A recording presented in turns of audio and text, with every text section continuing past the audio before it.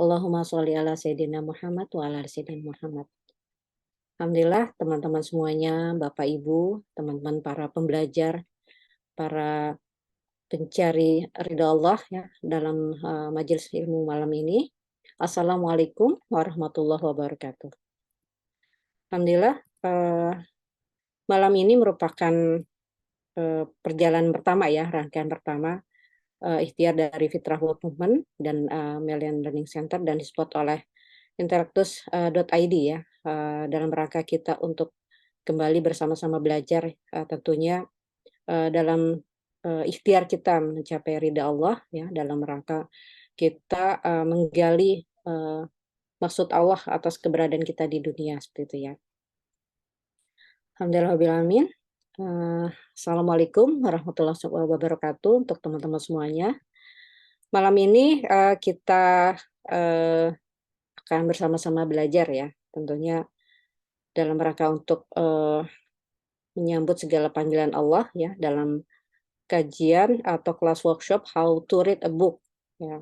Dalam hal ini adalah sesi atau kelas untuk membaca dan menelaah, khususnya ya untuk malam ini kita akan menggali tentang buku dari Fitra Best Life, karya tulisan dari Ustadzuna Harisanto Salairham, yang tadi videonya sudah dibuka ya, kita simak bersama ya bagaimana beliau begitu concern untuk menggali maksud penciptaan, ya menggali maksud kita di dunia, apa yang harus kita jalankan dalam kehidupan di dunia, semua dituangkan dalam satu buku ini. Dan insya Allah bersama narasumber kita malam ini kita akan menggali seperti itu ya.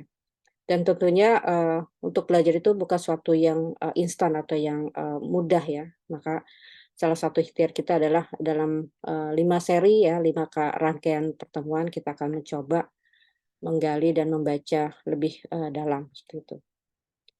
Dan sebelum kita mulai, alangkah baiknya kita bermohon pada Allah ya agar pertemuan kita malam ini diberikan keridhaan ya, keberkahan oleh Allah, dan semoga apa yang kita pelajari ini merupakan amal jariah bagi Ustadzuna juga ya, atas ilmu ya, keberkahan ilmu yang agar Allah mudahkan juga sebagai penerang alam kubur beliau ya, kemudian menjadi amal soleh kita untuk menjalani kehidupan kita di dunia ya, agar kita mampu menemukan kesejahteraan hidup di diri kita seperti itu. Mari sebelum kita mulai kita membacakan suratul Fatihah agar diberi keberkahan dalam kelas malam ini ya. Baik, bismillahirrahmanirrahim. A'udzubillahi minasyaitonirrajim. Bismillahirrahmanirrahim. Alhamdulillahirabbil alamin, arrahmanirrahim, maliki yaumiddin. Iyyaka na'budu wa iyyaka nasta'in. Ihdinas siratal mustaqim. Siratal ladzina an'amta 'alaihim ghairil maghdubi 'alaihim waladdallin. Terima kasih sebelumnya. Baik Bapak Ibu, teman-teman semuanya, para pembelajar yang dirahmati Allah, untuk menyingkat waktu, kita akan mengawali pertemuan pertama malam ini, ya merupakan seri pertama. Insya Allah kita sudah dibersamai oleh narasumber kita, Ibu Friana Aurora. Assalamualaikum Bu, biasa disapa Bu Rara. Waalaikumsalam warahmatullahi wabarakatuh.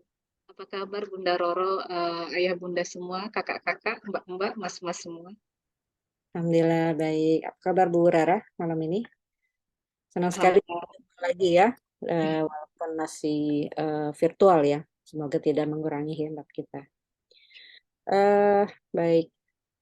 Malam ini nanti setelah saya buka, nanti akan dilanjutkan dipandu oleh moderator. Di sini ada Kak Feby. Assalamualaikum Kak Feby. Ini beliau ini Masya Allah ya, murid atau mahasiswi Ibu Rara ya. Insya Allah Masya Allah ya, artinya penerus ya, yang akan melanjutkan atau menjalani kehidupan yang masih panjang ya, seperti itu. Baik, baik teman-teman semuanya, kita akan memulai. Namun sebelumnya, semoga teman-teman bisa mengikuti secara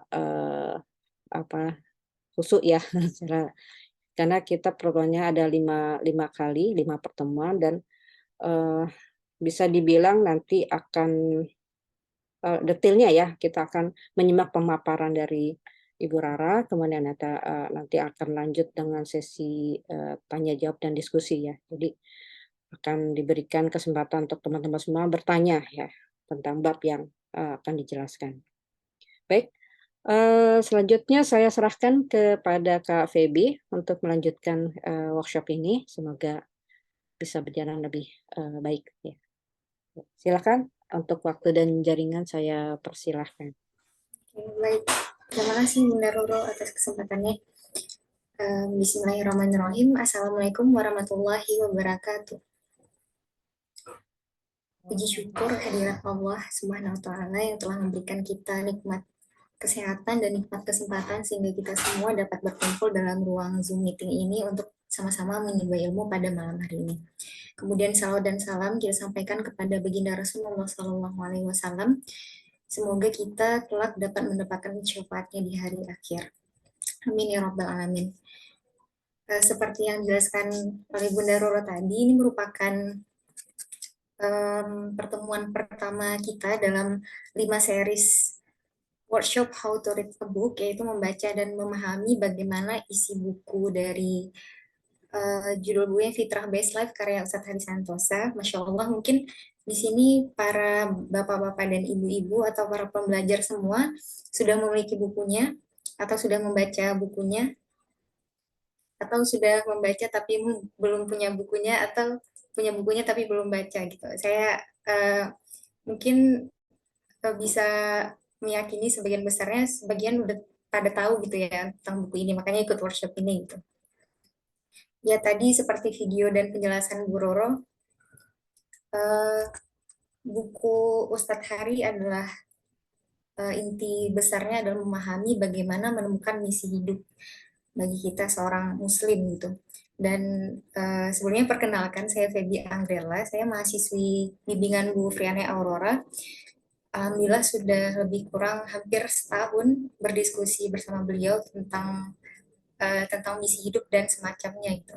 Dan sebagai seorang mahasiswi, tentu saya mempunyai kekhawatiran tentang masa kini dan masa depan gitu terkait diri saya sendiri, kemudian peran apa yang ingin saya ambil ke depan, kemudian ketakutan apa sih yang sebenarnya saya harus hadapi, persiapan apa yang harus saya siapkan seperti itu. Jadi semoga dengan melalui pelatihan hari ini dan seterusnya 4 pertemuan ke depan bisa membuka wawasan kita, mencerahkan pikiran kita semua tentang bagaimana sih menjalani kehidupan yang lebih baik gitu, dan lebih terarah sebagai kaum muslimin, sebagai diri sendiri, untuk keluarga, dan nantinya berperan di masyarakat seperti itu.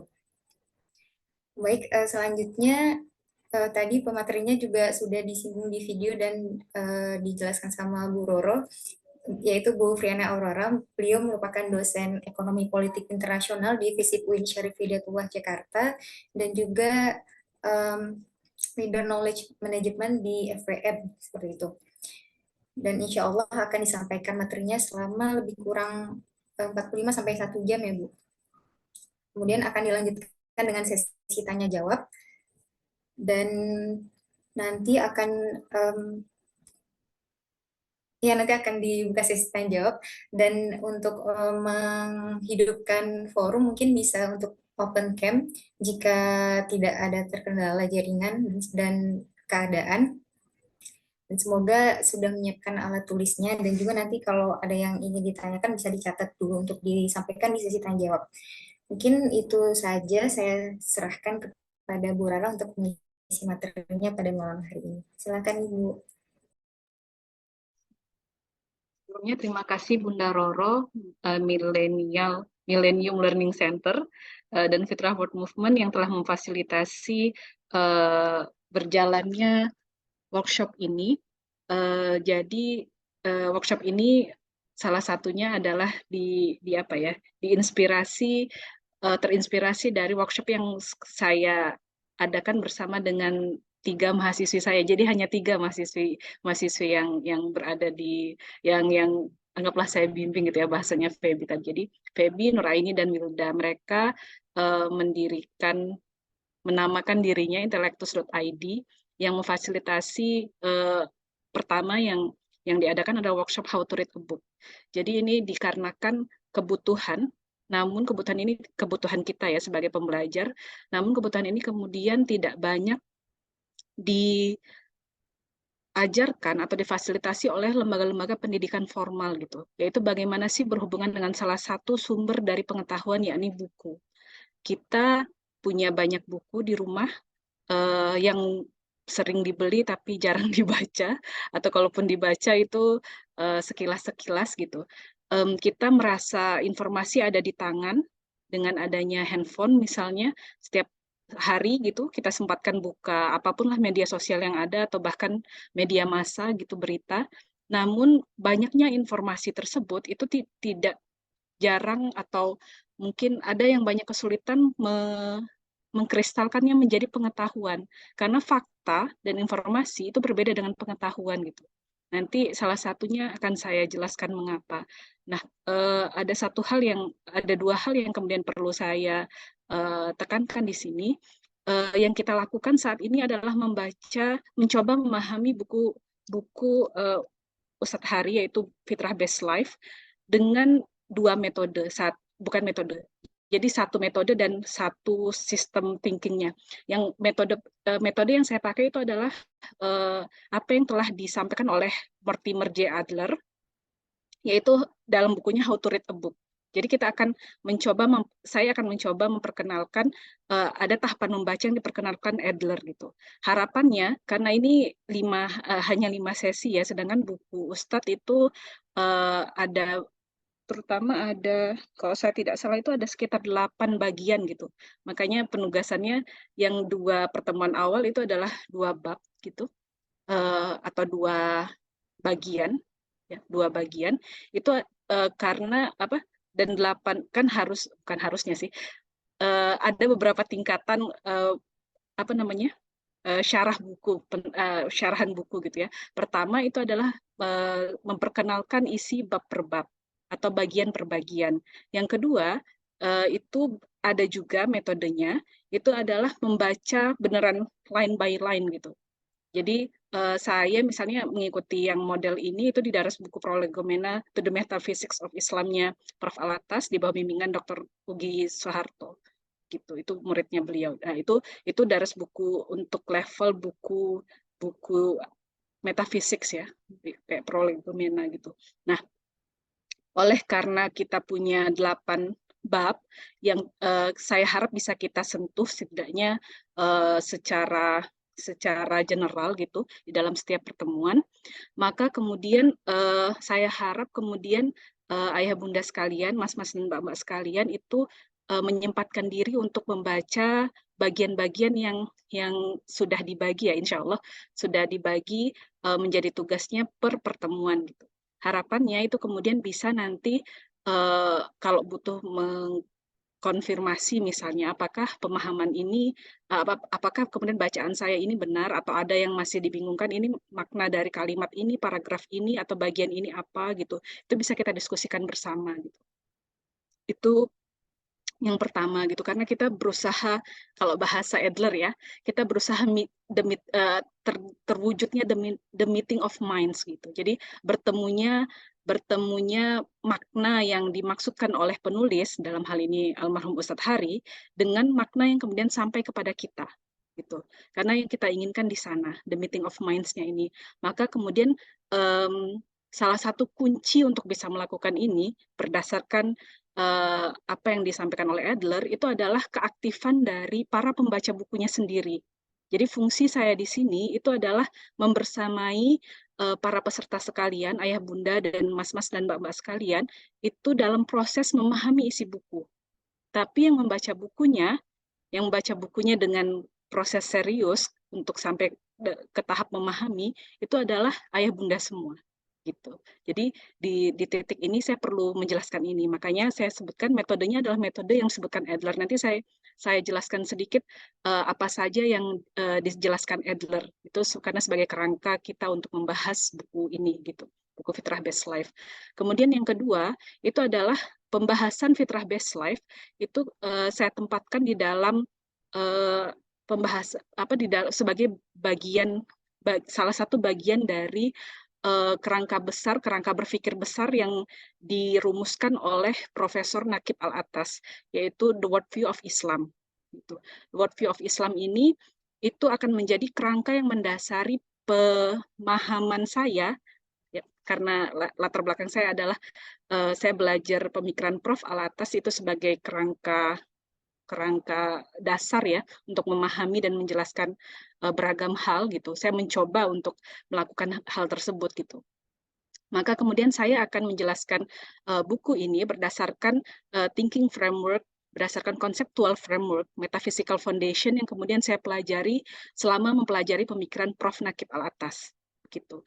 Nah, hal ini itu mungkin akan sedikit asing kalau misalnya ayah bunda semua itu tidak mengenal apa yang dimaksud dengan worldview of Islam atau pandangan ru'yatul Islam lil wujud, pandangan Islam tentang eksistensi atau kewujudan, kemudian reality and truth gitu. Jadi tentang hakikat dari segala sesuatu dan tentang kebenaran gitu. Itu definisi singkat tentang worldview of Islam. Mungkin akan terasa asing, namun saya berharap ayah bunda sekalian bisa menikmati proses belajarnya ya. Apa yang kita lakukan di sini itu harapan saya bisa memperkenalkan bagaimana cara memahami fitrah based life itu dalam kerangka berpikir worldview of Islam. Worldview of Islam ini adalah ya tadi thinking framework yang sebenarnya dikristalkan dari pemahaman Prof tentang Islam gitu ya, tentang agama kita gitu. Jadi ini yang perlu saya jelaskan, sehingga nanti ayah bunda semua itu bisa meneruskan pembacaan mungkin yang lebih detail dan lebih mendalam gitu. Juga sampai pada mempraktekkan buku ini. Begitu dari awalan dari saya coba share screen dulu. Jadi ini materi hari ini itu mungkin agak teknikal, tapi saya perlu sampaikan karena ini akan menjadi bekal ayah bunda untuk nanti membaca buku ya. Nah, Adler ini sebenarnya saya sampaikan materi ini dalam saya lupa 4 sesi atau 5 sesi gitu di workshop How to Read a Book.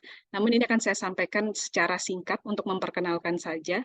Jadi ada di dalam buku Adler yang How to Read a Book itu membahas tentang the art of reading. The art of reading ini bukan seni dalam arti yang kita pahami sekarang, tapi maksudnya adalah rules ya. Jadi aturan-aturan di dalam membaca.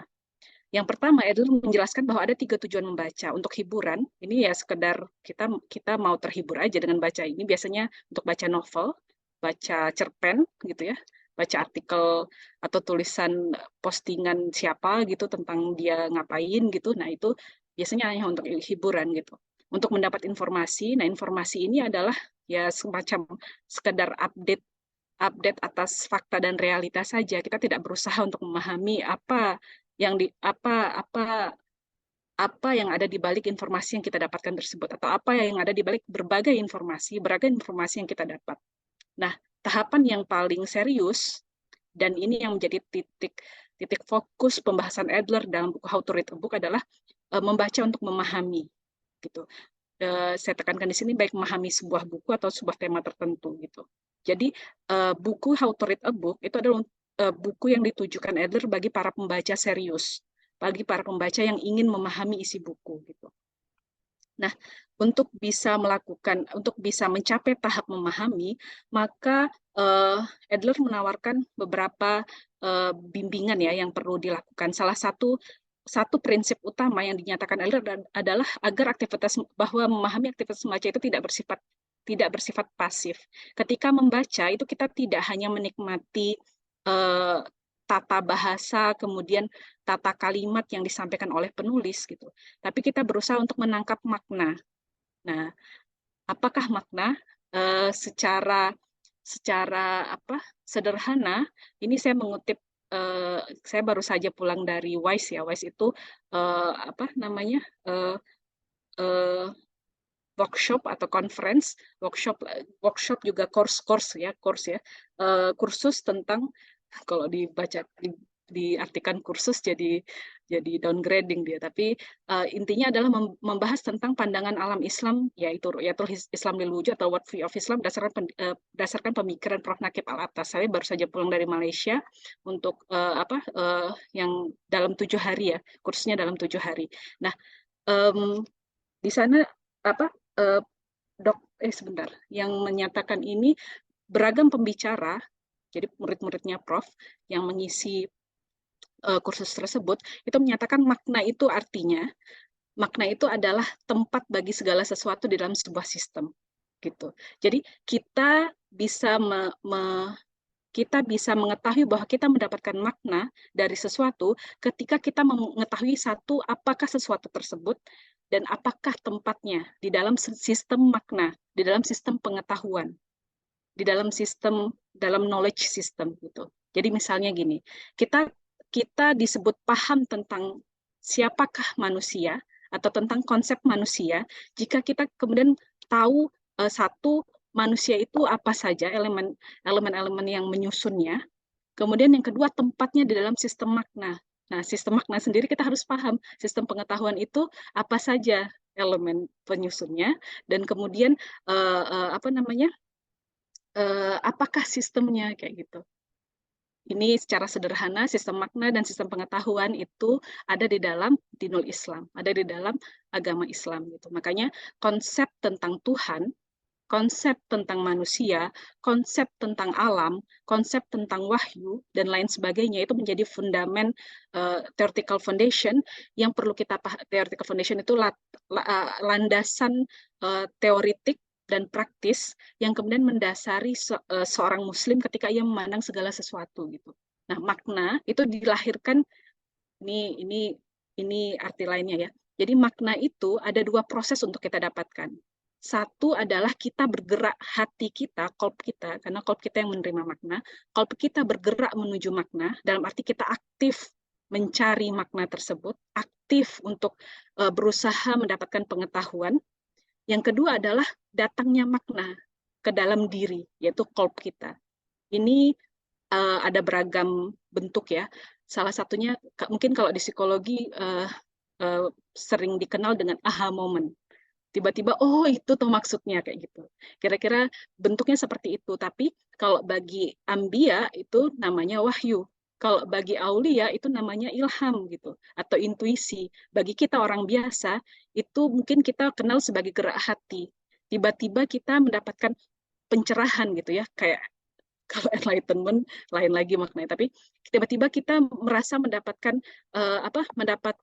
sebuah, intinya adalah sebuah ilmu yang kemudian langsung diteteskan Allah ke dalam kolbu kita gitu, berdasarkan ya apa yang Allah inginkan dan apa yang menjadi porsi rezeki kita dalam ilmu tersebut gitu. Jadi ini cara mendapatkan makna gitu. Ini satu bahasan yang lain yang saya ambil dari materi World View of Islam ya. Nah, maka niatkanlah bahwa proses misalnya membaca buku ini itu jangan dilakukan secara pasif, dalam arti kemudian kita tidak berusaha memproses dalam pikiran kita sendiri. Kolb kita tidak berusaha merasakan hadirnya beragam pemahaman yang kita dapatkan gitu.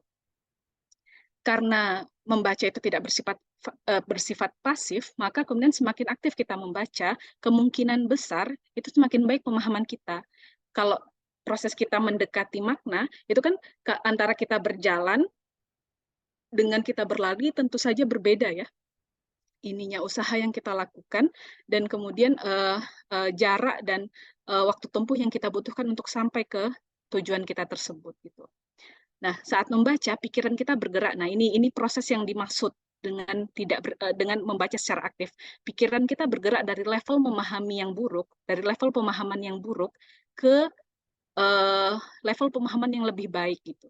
Nah, maka kata Adler, ini butuh usaha dari pihak penulis dan dari pihak pembaca buku. Penulis perlu membuat buku yang kemudian membantu pembaca untuk bisa melalui tahapan ini gitu. Dari yang tadinya kurang paham menjadi lebih paham gitu.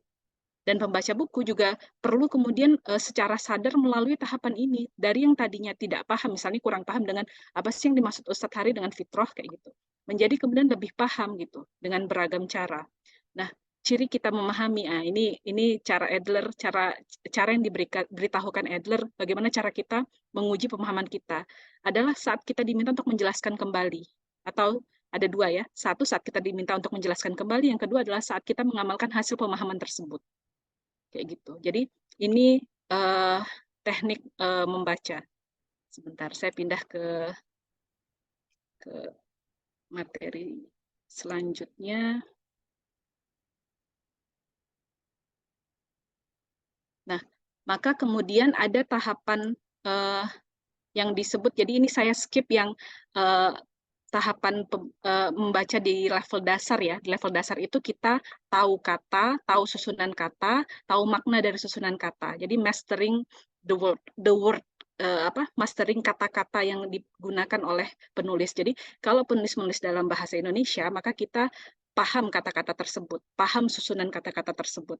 Kalau penulis menulis dalam bahasa Inggris atau dalam bahasa Arab dan bahasa asing yang lain, berarti kita paham, kita bisa mastering the language gitu. Sebelum kita bisa mastering the concept yang digunakan penulis, kita perlu mastering the language-nya dulu. Gitu. Nah, itu tahap yang saya skip. Masuk ke tahap kedua yang di-highlight oleh Adler, itu yaitu tahap inspectional reading. Nanti yang poin 2 nih, yang how to be a demanding reader ini, itu adalah tahap menuju analytical reading. Tahap inspectional reading ini kita menginspeksi apakah kita mau membaca buku ini lebih lanjut, atau apakah buku ini menawarkan sesuatu yang kita butuhkan. Itu tahap inspectional reading. Tahap analytical reading itu kita sudah menyelami buku, membaca buku dan berusaha memahaminya. Gitu. Nah, untuk sampai ke analytical reading, dari tahap inspectional itu kita harus menjadi demanding reader dulu. Nah, inspectional reading itu ada dua cara, yaitu yang pertama systematic skimming. Ini caranya itu adalah dengan misalnya, ini harapan saya ayah bunda sudah melakukannya ya. Jadi misalnya ngelihat judulnya, kemudian ngelihat ini Ustadz Hari membuat kita mudah untuk men-tracing sebenarnya apakah kita membutuhkan buku ini gitu. Jadi misalnya ada tokoh yang yang menjadi inspirator penulisan buku buku Fitrah Best Life seperti itu. Ini kita bisa kemudian nanti akan mengkonfirmasi siapakah tokoh-tokoh ini gitu. Kalau kita mau melanjutkan pembacaan selanjutnya, karena Ustadz Hari memperkenalkan ya inspirator beliau siapa. Kemudian kita lihat bagaimana kemudian beliau sampai pada penulisan buku Fitrah Best Life. Kita akan tahu bahwa Fitrah Best Life ini itu sebelumnya didahului dengan beberapa tahapan gitu. Sehingga kita tahu proses bagaimana penulis itu sampai ke penulisan buku ini. Kemudian tahap selanjutnya kita lihat daftar isinya.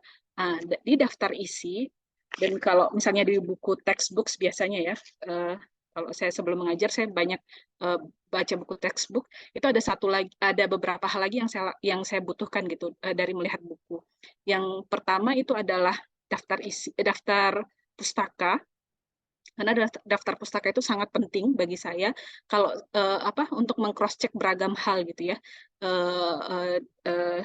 dari textbook itu. Nah, karena buku Fitrah Best Life ini bukan buku akademik, maka kita akan melihat referensinya itu tersebar di setiap bahasan beliau. Jadi tidak hanya daftar isi gitu. Kayak misalnya buku Prolegomena itu kalau Prolegomena itu disebutkan daftar isi, tapi bukunya Prof. Van Daud itu disebutkan di dalam ini ya, di dalam penjelasan gitu. Jadi kita harus jeli melihat, kalau saya mau memahami tentang sebuah ide yang disampaikan oleh tokoh yang dikutip Ustadz Hari, itu saya harus mencari siapa. Nah, itu harus jeli. Itu perlu jeli gitu. Itu yang perlu dilakukan. Kemudian ada beberapa hal lagi gitu. Kalau yang saya sering lakukan ya untuk tahap inspectional reading ini, itu saya membaca review buku-buku, review dari para pembaca buku sebelumnya. Kemudian kadang ada namanya itu biasanya kalau ini beberapa buku yang lain itu misalnya ada kata pengantar. kata pengantar, kemudian acknowledgement gitu ya. Itu apa yang disampaikan bagaimana acknowledgement itu sudah ada di sini tapi dalam bentuk tokoh kontemporer, memperkenalkan tokoh kontemporer gitu. Dan ya timeline research dan activities itu pengganti sepertinya pengganti acknowledgement di beberapa buku akademik gitu yang ada. Jadi ini beberapa hal yang bisa Bapak Ibu lakukan itu ketika kemudian menghadapi sebuah buku. Sebelum memutuskan saya butuh buku ini semua atau hanya bagian per bagian. Kalau semua kenapa, apa yang saya expect dari membaca semua, kalau bagian per bagian kenapa, apa yang saya expect. Dan daftar isi buku ini itu membuat kita menjadi membuat inspectional reading itu menjadi sangat mudah gitu. Kita butuh apa, itu kemudian kita bisa langsung lacak gitu, baik bagian per bagian maupun keseluruhan. Kita bisa melihat mind map dari fitur apa yang ditawarkan beliau di dalam buku ini itu sebenarnya dari daftar isi langsung. Itu tahap inspectional reading yang tipe pertama. Tipe kedua itu adalah kita melakukan superficial reading. Superficial reading ini kita mencoba membaca isi buku ini dari halaman pertama sampai akhir tanpa stop. Tanpa stop ini tentunya jangan letterlek ya, jadi kita butuh makan dan lain sebagainya, ngurus rumah dan lain sebagainya, tapi maksudnya adalah mencoba membaca buku ini dan menangkap apa saja, jadi sambil meneliti diri kita, apa saja terms, istilah-istilah yang bisa kita tangkap ketika membaca buku. Kemudian, apakah istilah-istilah tersebut kita pahami? Itu satu, kita paying attention, kita meneliti diri kita dalam menangkap terms, istilah yang digunakan penulis. Yang kedua, proposisi. Proposisi ini argumentasi dari penulis. Jadi, bagaimana penulis itu menggunakan term-term yang ada gitu. Apa yang ditawarkan penulis gitu. Ini kita mencoba melihat level membaca kita di mana gitu. Ketika di tahap superficial reading ini. Nah, kemampuan superficial reading ini akan membantu kita untuk menjadi demanding reader gitu. Nah, kenapa? Karena seorang demanding reader itu punya beberapa ciri. Satu, dia punya tujuan yang jelas ketika membaca buku. Dan dia kemudian benar-benar berusaha untuk membaca buku seaktif mungkin. Yang berarti pikirannya itu fokus sekali untuk memahami bacaan atau meeting the writer's minds gitu ya. Berusaha untuk sampai bertemu dengan pikiran penulis kayak gitu. Dan berarti yang poin ketiga ini, yang you know how to keep your mind on what you are doing, ini berarti disiplin gitu. Dia punya tata cara, punya kebiasaan yang ajak gitu ya tentang bagaimana ia membaca buku dan memperlakukan buku. Gitu. Nah, bagaimana cara menjadi demanding reader yang punya ciri-ciri ini? Yang pertama adalah ketahui apa yang sedang dicari. Gitu. Jadi waktu baca buku ini kita sebenarnya mau nyari apa sih gitu. Kita punya ekspektasi apa sih gitu. Itu pertanyaan yang pertama harus kita coba pikirkan gitu ketika memutuskan untuk membaca buku dengan serius. Nah, cara untuk bisa mengetahui apa yang kita coba temukan di dalam isi buku itu adalah dengan menjawab 4 pertanyaan yang diajukan ini. Pertama, buku ini tentang apa? Kedua, apa yang ditekankan oleh buku ini? Maksudnya yang difokuskan oleh buku ini dan berulang-ulang dijelaskan gitu. Dan bagaimana cara penulis kemudian menjelaskan poin tersebut, poin yang menjadi fokus penulis tersebut. Kemudian yang ketiga, ini mulai masuk menilai ya, apakah buku ini benar secara total ataukah benar secara partikular, jadi secara bagian-bagian tertentu. Bagian-bagian yang lain itu kemudian masuk ke lokus pikiran kita, perlu konfirmasi misalnya, perlu membaca lebih lanjut, perlu dikonfirmasi ke buku-buku yang lain dan lain sebagainya, misalnya kayak gitu. Kemudian apa setelah itu gitu. Jadi setelah kita menjawab 3 ini, apa keputusan kita tentang buku ini gitu. Nah, ketika kita mencoba menjawab pertanyaan yang demikian secara konstan, secara terus-menerus, itu kita kemudian berusaha untuk membuat buku ini secara intelektual itu milik kita. Dalam arti kita paham di pikiran kita maupun mungkin di catatan kita, buku ini sebenarnya ujung ke ujungnya itu bicara tentang apa gitu. kita paham konstruksi buku ini, kita paham struktur isi buku ini, kita paham bagaimana cara penulis itu menyajikan penjelasannya, dari mana ia memulai, di mana ia mengakhiri, gitu. Penjelasan di dalam buku ini.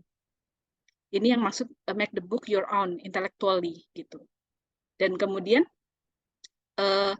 karena kita melakukan pembacaan model ini, itu kita membuat aktivitas membaca itu bukan hanya secara fisik ya, membolak-balik buku gitu, tapi secara mental kita kemudian involve gitu. Secara ini karena mereka nggak kenal jiwa ya, nggak kenal ruh ya, mereka nggak tahu bahwa tempat bersemayamnya knowledge itu ada di dalam kolb, sehingga kemudian mereka Adler, karena yang saya maksud mereka itu Western Society ataupun orang-orang di non-Muslim gitu, itu mereka menyatakan ini sebagai physical and mental acts. Mental acts yang kita maksud itu maksudnya adalah ruh kita juga ikut serta dalam aktivitas tersebut. Penelaahan itu bukan hanya penelaahan fisik pakai otak gitu. Neuroscience kan sekarang bicara tentang otak, terus bagaimana koneksi antar neurons kayak gitu. Bukan itu. Itu bagian fisiknya saja gitu. Tapi yang sebenarnya menggerakkan itu adalah ruhnya, jiwanya. Oke, satu lagi karena saya perlu menjelaskan sampai analytical reading. Nah, ini bismillah, semoga nggak terlalu susah dipahami. Jadi, untuk membaca buku secara analitikal, untuk mendapat sampai pada pemahaman tadi, itu ada beberapa tahapan yang kita bisa lakukan. Yang pertama adalah mengenali dan memahami terms, istilah-istilah spesifik yang digunakan oleh penulis. Bukan hanya definisi yang digunakan penulis, tapi juga bagaimana cara penulis menggunakan istilah-istilah tersebut gitu. Bagaimana penulis menggunakan istilah-istilah tersebut di dalam kalimat-kalimatnya. Nah, setelah paham istilah, itu kita kemudian perlu masuk ke memahami argumentasi. Proposisi ini bagian dari argumentasi ya. Walaupun di sini kemudian ada tahap finding the arguments. Jadi proposisi ini kalau di penelitian itu kayak hipotesis gitu. Hipotesis itu adalah berdasarkan tadi bacaan tentang inspectional reading dan how to be a demanding reader tadi, itu saya kemudian saya kemudian menyangka bahwa penulis itu menyusun relasi antar terms-nya, antara satu istilah dengan istilah lain itu menjadi proposisi besarnya kayak gini. Misalnya kalau di buku ini, nanti kita bahas ya. Tapi ini intinya adalah bagaimana penulis menggabungkan antara satu term dengan term lain dalam sebuah proposisi besar. Proposisi besar itu adalah apa yang ingin dijawab dan disampaikan oleh penulis dalam buku ini. Itu proposisi besar. Nah, setiap proposisi itu perlu disupport oleh argumentasi. Nah, kita kemudian akan melihat bagaimana penggunaan term-term itu secara lebih detail dan spesifik di argumentasi yang disusun oleh penulis. Gitu. Misalnya, di sini adalah fitrah best life itu, misalnya ini secara sederhana ya, fitrah best life itu berarti kita butuh tahu tentang fitrah dan tentang life kan? Fitrah in life system misalnya kayak gitu, secara sederhana. Ini terms-nya, proposisinya adalah bahwa nanti bisa ditemukan juga saat membaca buku. Misalnya ada dua hal yang catatan sebentar. Ada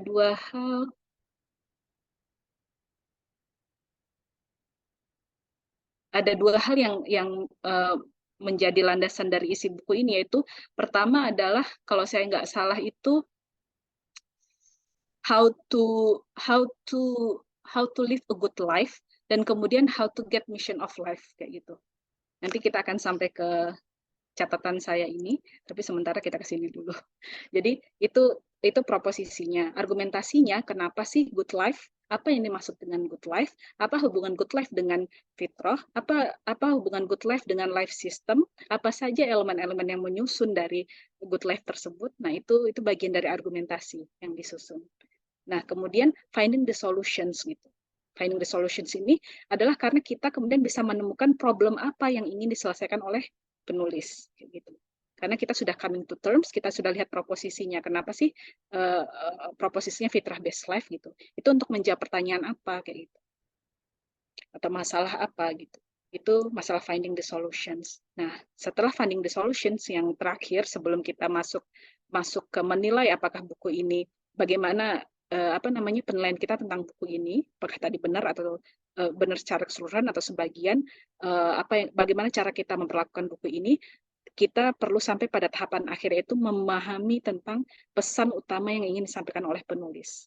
Ini adalah kristalisasi dari sampai pada titik finding the solutions gitu. Jadi kita paham end to end-nya dari pertanyaan sampai ke solusi yang disampaikan oleh penulis gitu. Ini kayaknya kita nggak, ya ini akan saya sampaikan. Jadi evaluasi atas buku ini atau kesimpulan saya atas buku ini. Tapi ini nanti bagian dari terakhir sekali setelah analytical reading dilakukan. Karena nanti tahap analytical reading ini masuknya ke tahap selanjutnya yang agak lebih jelimet.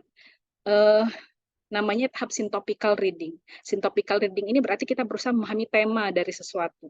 Jadi misalnya kenapa saya bisa kenapa tadi saya sebutkan di awal, saya membaca buku ini dengan kerangka worldview of Islam, itu adalah karena saya masuk ke dalam tahap syntopical reading. Ketika saya membaca buku Fitrah Best Life dan menelusuri sumber-sumber yang berusaha menelusur ya sumber-sumber utama, jadi sumber-sumber prominent, sumber-sumber utama yang kemudian beliau gunakan dalam buku ini, khususnya itu adalah bukunya Prof. Nakib Al-Atas dan bukunya Prof. Van Daud. Prof. Van Daud ini adalah kolega sekaligus muridnya Prof. Al-Atas gitu. Jadi dua tokoh ini yang kemudian saya telusuri utamanya pemikirannya, sehingga saya kemudian menempatkan buku ini perlu dibaca dengan landasan dua buku ulama tersebut gitu, ulama terkini ya, diklasifikasikan sebagai mutakalimin masa kini gitu, bagian dari mutakalimin masa kini gitu. Demikian. Sebelum ini tahap satunya dulu ya, saya ingin bertanya dulu, ada pertanyaan tidak tentang metode yang digunakan untuk membaca buku ini? Sebelum saya masuk ke tadi, mungkin kelihatan sedikit ya catatan saya tentang bab 1 dan 2 dari buku ini. Sebelum saya memperkenalkan bagaimana bentuk dari inspectional reading dilakukan gitu terhadap buku ini. Ada pertanyaan dulu nggak, Ayah Bunda? Silahkan.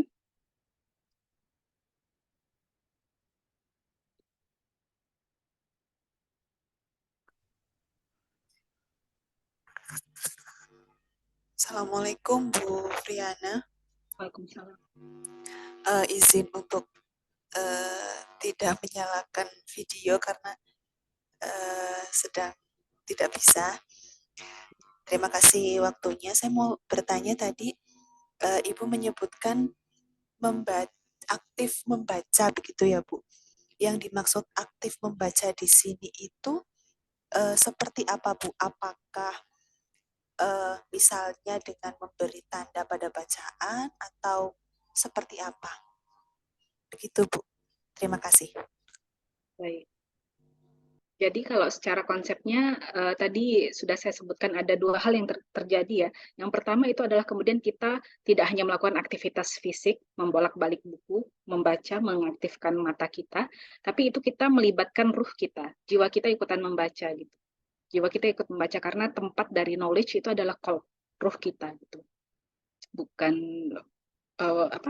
bukan fisik, secara fisik kan otak ya biasanya disebutnya, atau jantung gitu ya, hati gitu. Jadi itu syarat pertama, karakteristik pertama dari membaca aktif. Yang kedua itu adalah pergerakan, kita merasakan pergerakan ruh kita, pergerakan pikiran kita, karena pikiran bagian dari ruh ya, akal itu bagian dari ruh, bergerak dari pemahaman yang kurang ke pemahaman yang lebih baik, seperti itu. Nah, bentuknya Adler memang menyebutkan beberapa teknik itu. Salah satunya adalah highlighting, meng-highlight hal-hal yang ada di buku.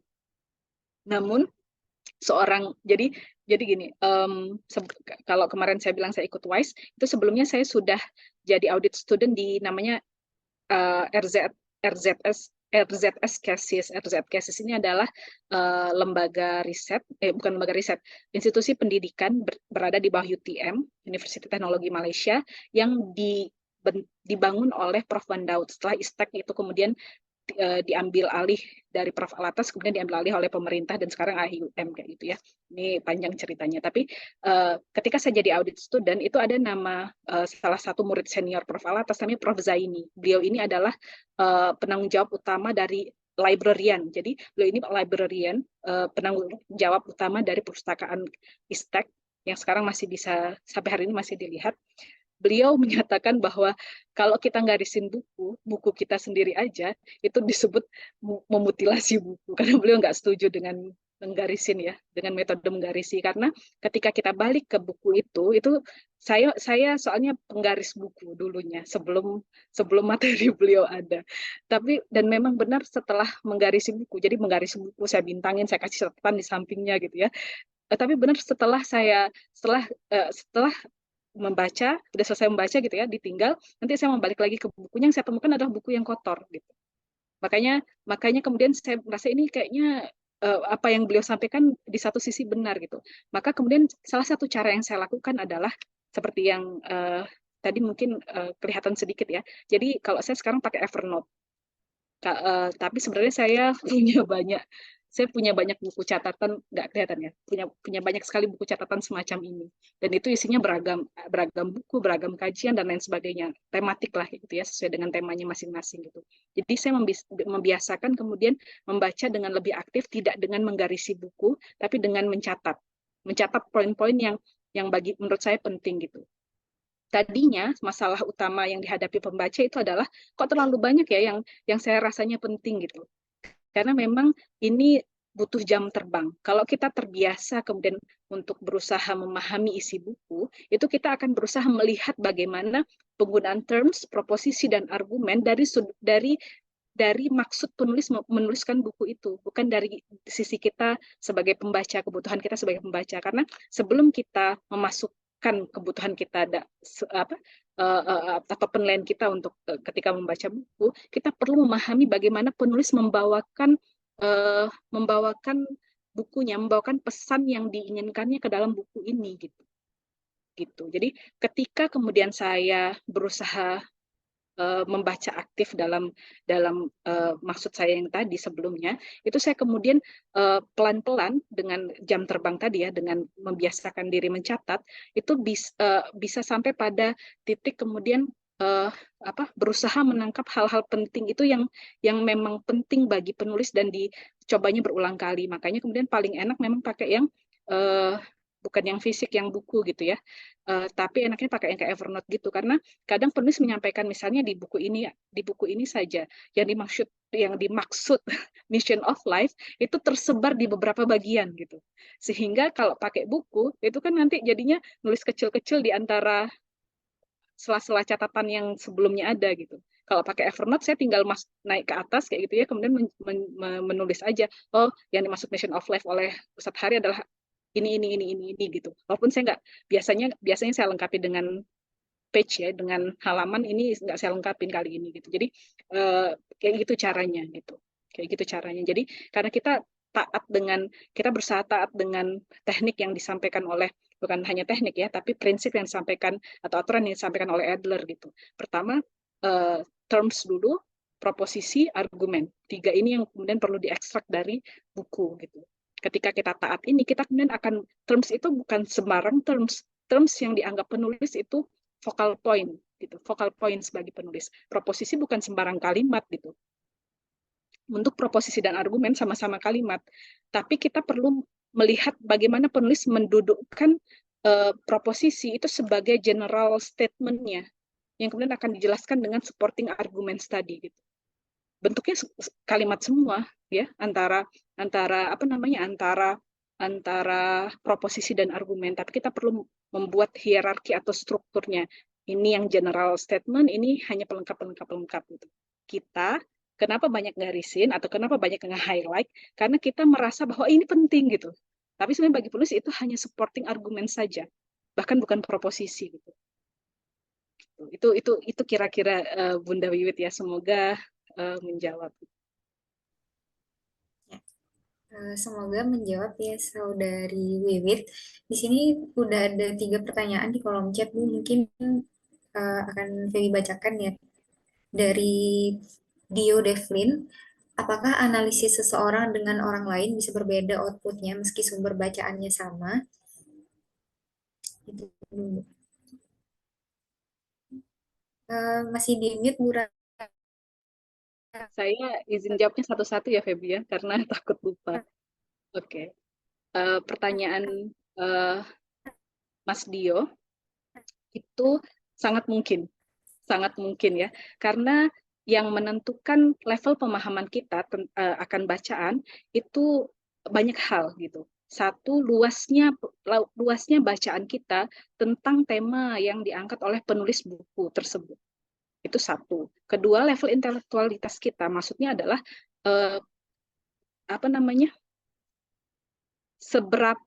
seberapa bagaimana kemudian kemampuan akal kita untuk mencerapi itu, menangkap dan mencernai dan menghubungkan term-term yang digunakan oleh penulis dengan dengan baik gitu. Karena seringkali ketika kita membaca buku, kita tuh sebenarnya yang kita lakukan bukan memahami penggunaan term dan proposisi dan argumentasi penulis, tapi kita kemudian imposing itu memaksakan pemahaman kita atas sebuah term itu kepada buku gitu. Nah, ini bukan cara untuk memahami buku, setidaknya bukan cara yang kemudian diajarkan oleh Adler kayak gitu. Kita perlu menggunakan term sebagaimana penulis menggunakan terms gitu. Perlu memahami terms, maksud saya, perlu memahami terms sebagaimana penulis memahami terms gitu. Nah, dan ini butuh satu prinsipnya adalah terbuka. Jadi kita sebagai pembelajar itu perlu terbuka untuk diajari oleh buku. Karena buku ini tadi yang saya skip gitu ya di bahasan pertama, buku itu adalah guru yang tidak hidup gitu. Buku itu guru yang hanya akan memberikan sesuatu jika kita aktif menjawab. Aktif itu maksudnya diri kita sendiri melakukan ya. Kita bertanya dan kita mencari jawabannya. Guru karena dia guru yang tidak hidup, dia tidak sama seperti guru yang hidup. Kalau kita punya pertanyaan, tinggal kita tanya aja gitu. Jadi kita yang harus aktif mencari dari buku itu.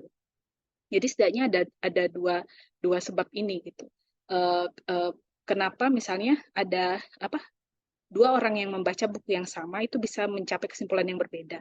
Karena apa yang kita buku-buku apa atau thinking framework kita, kerangka berpikir kita itu akan memengaruhi cara kita untuk kemudian memahami sebuah isi buku. Gitu. Itu untuk pertanyaan Mas Dio. Ya, Bu. Saya izin membacakan pertanyaan selanjutnya dari Fathauli Salviani. Assalamualaikum warahmatullahi wabarakatuh. Saya sering memilih buku sesuai tema yang saya butuhkan, kemudian lihat babnya. Bisa jadi buku itu tidak tuntas dibaca. Nanti pindah ke buku lain yang temanya berkaitan. Itu jenis pembacanya seperti apa, Bunda?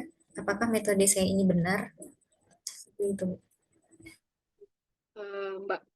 Mbak kayaknya nih ya, Mbak Fathauli. Jadi ini sebenarnya salah satu cara saya membaca juga. Ini terutama ketika saya tidak sedang mencoba memahami sebuah pemikiran dari seorang pemikir. Beda halnya dengan saya ketika prosesnya saya berusaha memahami pemikiran dari seorang pemikir. Itu ada tertibnya, ada tertib misalnya pemikiran Prof. Alatas, itu saya nggak bisa akan lebih baik kemudian ketika saya dibimbing oleh guru yang hidup. Guru yang hidup ini nggak sembarangan gitu, yaitu yang kalau bahasa sekarang itu mungkin sering dikenal dengan sanat ya. Jadi sanatnya bersambung ke Prof Alatas langsung. Jadi kalau tidak dari muridnya Prof, berarti dari muridnya Prof gitu.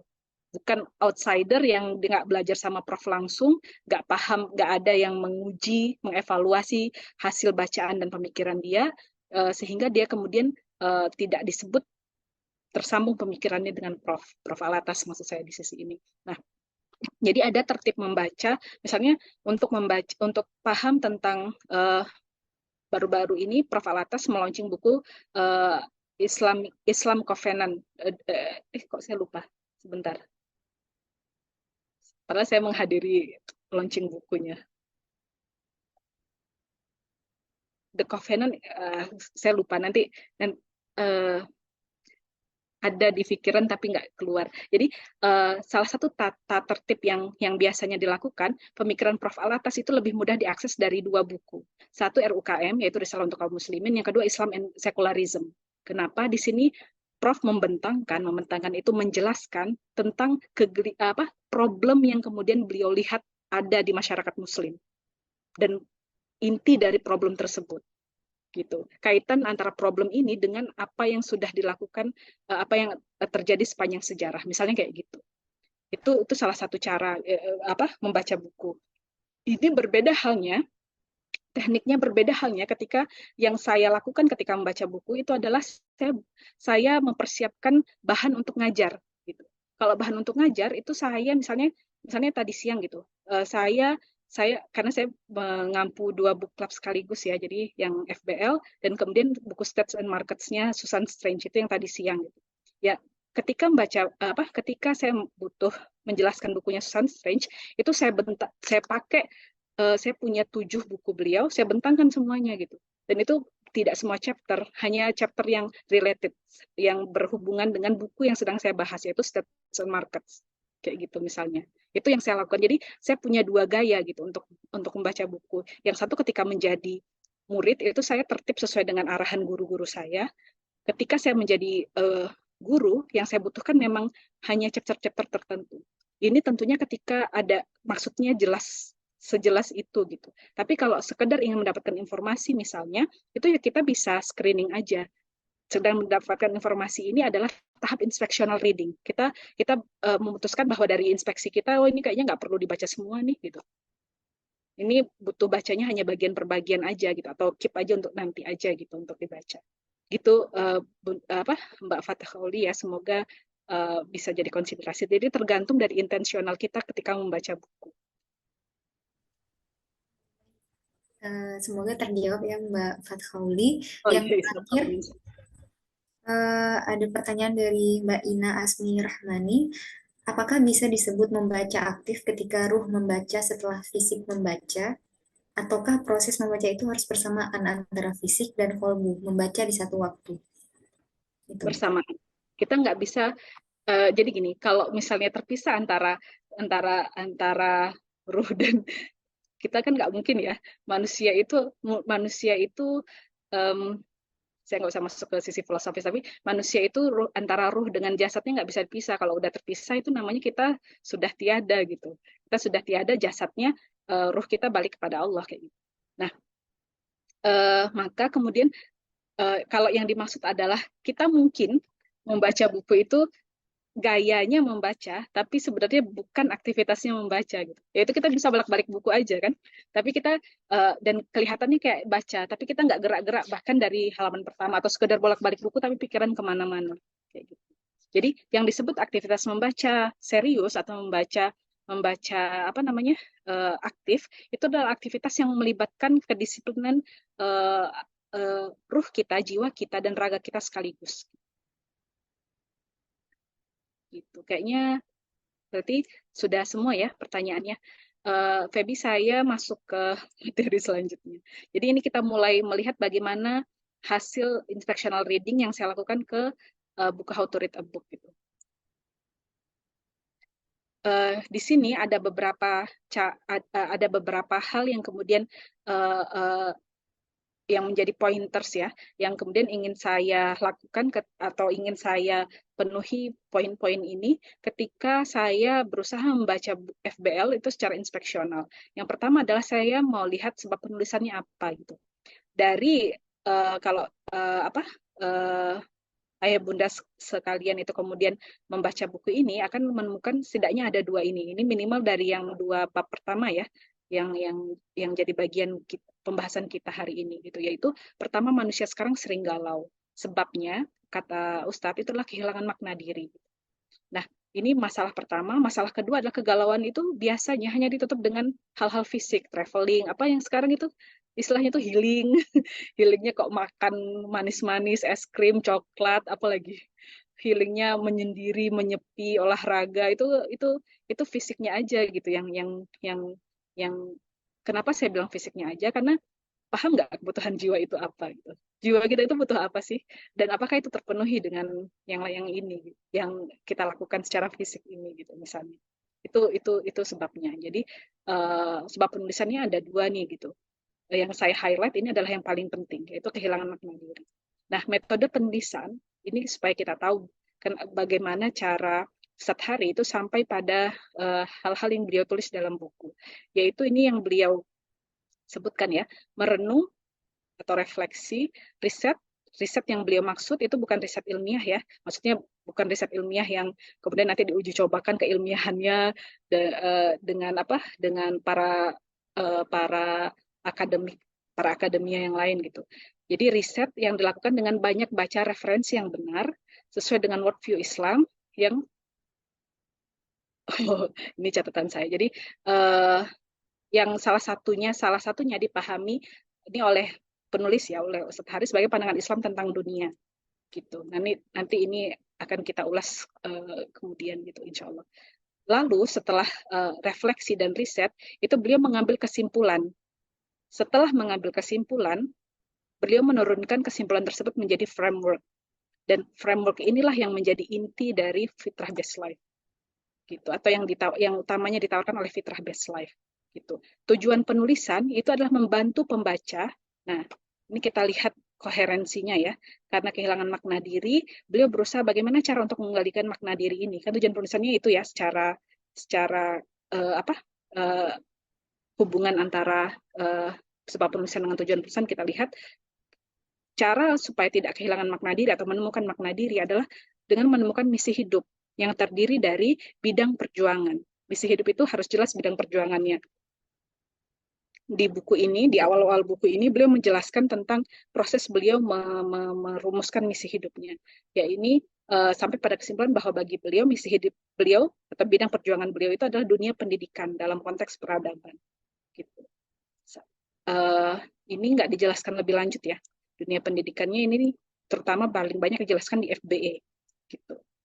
Nah, ini catatan dari saya. Ini catatan ini karena saya bukan hanya melakukan tahap inspectional reading ya ketika membaca ini. Jadi saya mengaktifasi bahkan tahap analytical dan syntopical reading gitu ketika mencoba memahami buku ini. Maka ini catatan dari saya sebagai pembaca aktif, yaitu tidak semua bidang kehidupan itu sama posisinya. Ada hierarkinya dalam sistem makna dan sistem pengetahuan. Ini perlu saya tuliskan supaya saya ingat gitu. Kemudian pandangan Islam. Ini catatan saya tadi. Ini pandangan Islam tentang dunia, ini bukan hanya dunia fisik. Karena alam kan pandangan ru'yatul Islam lil wujud ya, pandangan atau biasanya di Melayu kan jadi pandangan alam Islam gitu. Alam yang dimaksud di sini itu bukan hanya alam fisik gitu. Tapi juga masuk ke alam ruh, alam jiwa ya, alam gaib maksud saya. Itu kemudian di sini catatan saya juga sebagai pembaca, yaitu fitrah harus diletakkan dalam sistem makna dan pengetahuan. Gitu. Tentunya Islam ya, karena pakai pandangan Islam. Ini catatan saya lagi. Jadi sistem pengetahuan itu berisikan salah satunya divine order. Divine order ini adalah tata aturan yang kemudian dibuat oleh Allah gitu. Kalau di alam namanya sunnatullah, di dalam diri kita bisa salah satunya disebut fitrah gitu. Ya ini saya jelaskan mikrokosm dan makrokosm. Mikrokosm ini terkait dengan order ya, dengan tata aturan yang ada di dalam diri kita, dan makrokosm itu tata aturan dunia, seisi dunia, seluruh alam dengan isinya. Gitu. Dengan catatan ini. Gitu. Ini nanti aja kita bahas lagi.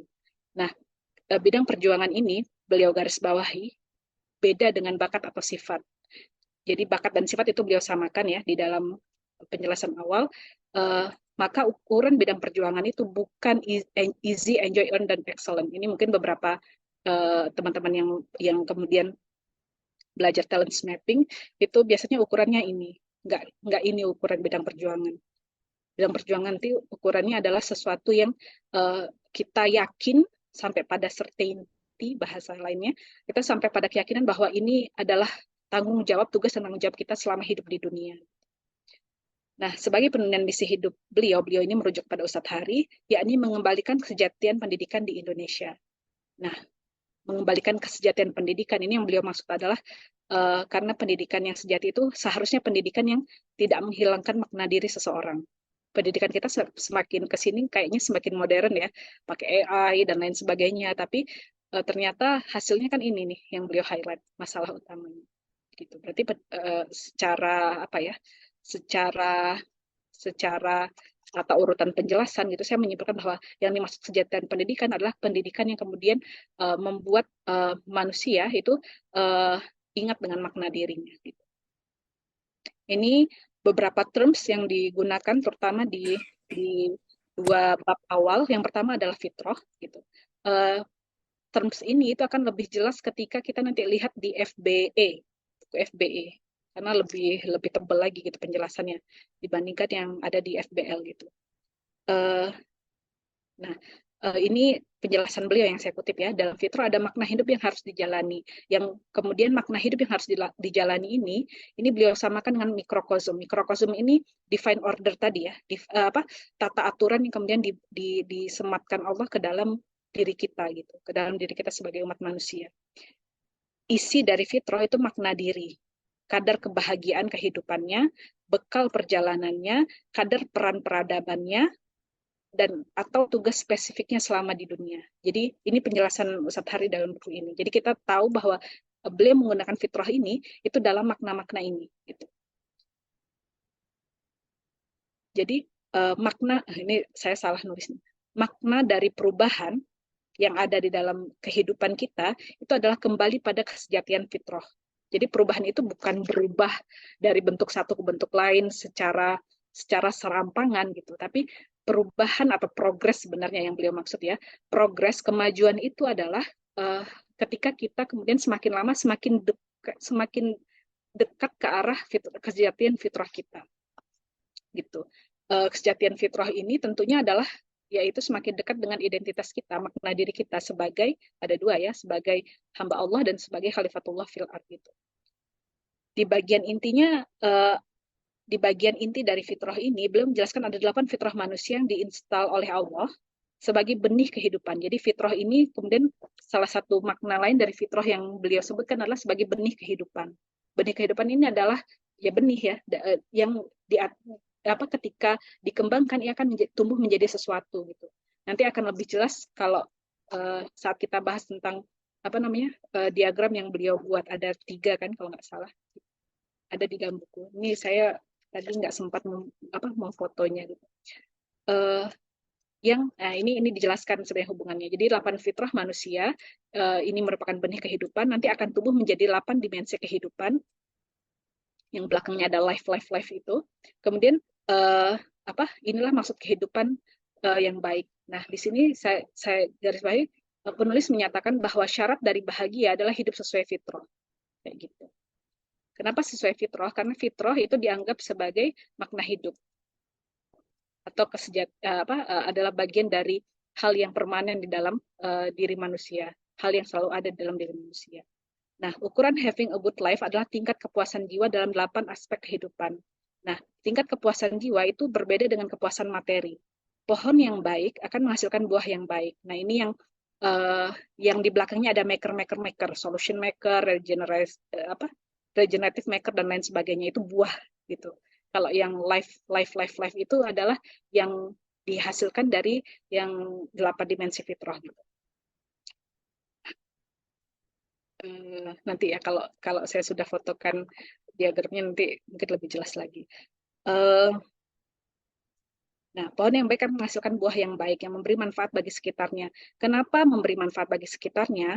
Karena dari kata di belakangnya aja yang maker itu berarti dia kemudian memproduksi, menghasilkan sesuatu gitu. Yang dihasilkannya itu adalah solusi utamanya bagi masalah-masalah kehidupan yang dialami oleh sesama manusia dan maupun alam semesta. Nah, buah dari tata aturan dari 8 fitrah manusia menjadi 8 bentuk having a good life, kemudian menjadi 8 kreasi manusia tadi, itu buahnya adalah tercapainya peran peradaban atau tugas langit. Dengan terwujudnya peran peradaban atau tugas langit, jiwa kita disebutkan penulis akan berada dalam kondisi sa'adah. Yang diartikan beliau sa'adah ini adalah di mana Allah ridho pada kita dan kita pun ridho pada Allah gitu. Nah, ini bidang perjuangan tadi sudah ada ya disebutkan di atas. Bidang perjuangan ini berarti adalah bidang spesifik yang kemudian menjadi fokus utama dari energi kita untuk kita lakukan selama di dunia. Nah, misi hidup. Misi hidup ini ada beberapa penjelasan tentang misi hidup yang beliau sampaikan di beberapa bagian. Yang pertama adalah pusatnya adalah fitrah keimanan. Jadi misi hidup ini lahir dari iman kita. Iman kita kan letaknya ada di dalam Islam ya, di dalam dinul Islam. Setelah ditemukan dan dirumuskan misi hidup ini, ia perlu proses penajaman agar lebih spesifik dan tepat. Ia harus berisi, ini misi hidup ini isinya adalah fokus perjuangan, sasaran perjuangan, dan solusi. Ini ada coba lihat di bab pertama ya. Ada di bab pertama dan kedua, ada di sana statement-statement ini. Gitu. Misi hidup itu, ini disebutkan beliau lagi, misi hidup itu seperti roadmap, seperti peta jalan kehidupan kita. Misi hidup itu bukan tujuan, ia berisi rute perjalanan kita untuk mencapai tujuan. Ia juga adalah alasan kehadiran kita di dunia. Kenapa kita dilahirkan Allah di suatu tempat, besar di tempat tersebut, melanglang buana ke beberapa tempat, kayak gitu, dan kemudian akhirnya menetap di suatu tempat, kayak gitu. Alasan kehadiran kita di dunia. Dan hanya dengannya lah kita akan memperoleh kebahagiaan hakiki dan membuat Allah ridho. Ini tentang misi hidup. Iya, ini adalah misi hidup, adalah life journey. Jadi adalah perjalanan hidup yang butuh kompas gitu. Misi hidup ini landasannya fitrah keimanan, dia membutuhkan kompas. Kompas yang dimaksud adalah wahyu ya, wahyu gitu. Wahyu ini hanya bisa dipahami sebagai kompas bagi orang yang bertakwa. Maksudnya kompas ini adalah petunjuk hidup gitu. Bagi orang-orang yang bertakwa ya ini orang bertakwa ini diartikan oleh beliau sebagai orang-orang yang punya peta jalan atau orang-orang yang memahami peta jalan, mempunyai peta jalan. Paulus menyebutkan bahwa tanpa peta jalan maka kompas tidak berguna. Ya, jadi seperti itu. Jadi kenapa Al-Quran jadi bukan Al-Quran yang tidak berguna, manusianya sebenarnya yang tidak mampu menggunakan petunjuk yang sudah disampaikan oleh Allah. Gitu. Karena peta jalan ini kan harusnya kan memperkenalkan kita tentang end to end-nya ya, jadi ujung ke ujungnya itu bagaimana. Karena kita nggak punya peta jalan, maka kita nggak tahu bahwa petunjuk kita adalah petunjuk, seperti yang kemudian kita lihat di kalangan non-Muslim gitu. Yang kalangan saintisnya menolak Al-Quran sebagai sumber pengetahuan misalnya, karena mereka nggak tahu gitu. Mereka nggak tahu bahwa Al-Quran itu isinya petunjuk tentang segala sesuatu termasuk tentang pengetahuan. Kemudian beliau ini Ustadz Hari mulai merinci beberapa istilah seperti ada beliau menyebutkan maksud penciptaan atau purpose, disebutkan yaitu untuk beribadah. Setiap maksud pasti menghendaki adanya tugas. Jadi karena Allah punya maksud ketika menciptakan kita ke dunia, Allah juga kemudian memberikan kita tugas, yaitu mission of life, yakni mission of life ini yakni peran dan fungsi kehadiran kita di bumi. Apa yang diyakini untuk diperjuangkan sampai akhir yang koheren dengan bakatnya. Jadi apa yang kita yakini, berarti ini ada unsur keyakinan, certainty, untuk diperjuangkan sampai akhir, berarti ada sense of permanency di sini ya, permanen, nggak berubah-ubah, yang terkait juga dengan kemampuan kapasitas, kadar kemampuan kita gitu. Misalnya kita baru sadar dan belajar agama di misalnya usia 30-an gitu. Untuk mencapai level ulama, kita harus sadar kita paling ulama di level-level yang bicara dengan awam gitu. Belum mungkin ulama yang mujtahid, apalagi mujtahid mutlak misalnya kan seperti para imam mazhab yang besar-besar gitu. Itu harus kita sadari betul keterbatasan kita. Kita belum pantas disebut ulama jika kita kemudian kita nggak bisa berbahasa Arab. Satu, berbahasa Arab, yang kedua membaca kitab-kitab Arab dengan makna yang benar, dan makna yang benar tersebut verified oleh para scholars, oleh para ulama juga, tataran ulama gitu. Itu salah satunya ya yang dimaksud dengan saya menjelaskan koheren dengan bakat. Kita berbakat belajar, berbakat mengajar, tapi bukan berarti kita kemudian bisa meletakkan diri kita sebagai bagian dari autoritatif di dalam sistem makna dan sistem pengetahuan. Minimal kita bisa jadi jembatan dari orang-orang yang seperti kita untuk mengenal para otoritas di dalam bidang keilmuan gitu. Beliau juga merinci istilah vision of life, jadi pandangan tentang kehidupan. Ini beliau artikan sebagai cita-cita gitu. Nah, catatan juga yang penting di dalam misi hidup adalah untuk menemukan misi hidup itu butuh tazkiyatun nafas. Karena ilmu itu kan cahaya ya. Cahaya hanya akan bisa ditampung oleh qalb yang bersih gitu. Maka qalb yang bisa mendengar dan melihat, qalb kita akan bisa menampung cahaya tersebut, kan bisa bergerak menuju cahaya. Itu jika kemudian ia tadi tahu peta jalan, bisa memanfaatkan petunjuk yang dihadirkan Allah melalui kitabullah gitu, melalui ayat qauliyah kitabullah dan ayat kauniyah yaitu alam semesta gitu. Nah, beliau juga menyebutkan istilah masalah kehidupan. Ini ada beberapa, misalnya bermanfaat tanpa Tuhan, krisis peradaban gitu. Ini terutama ini kayaknya ada di bab 1 kalau saya tidak salah, tapi ada juga di beberapa di bab 2. Nah, term selanjutnya adalah framework FBL. Jadi beliau memakai istilah kerangka kerja yang berarti kemudian ini visible untuk dilakukan, yaitu framework FBL ini disebutkan berisi panduan untuk menjalani atau menerapkan sesuatu. Berarti dia adalah panduan umum atau mengenai tahapan untuk menjalani kehidupan sesuai fitrah. Tahapan ini yang saya maksud tadi, yang saya lupa. Tahapannya yang pertama adalah remember, mengingat the purpose of life, maksud dari keberadaan kita di muka bumi. Yang utama dan pertama dan melandasi purpose of life yang kedua, tugas kita yang kedua yaitu adalah menjadi hamba. Menjadi hamba ini berarti kita ada dua ya yang kita lakukan, yaitu recognition, kita mengenali siapa Allah, siapa diri kita, siapa Allah, dan apa hubungan diri kita dengan Allah. Yang kedua adalah kemudian recognition dan acknowledgement, doing something accordingly. Kita kemudian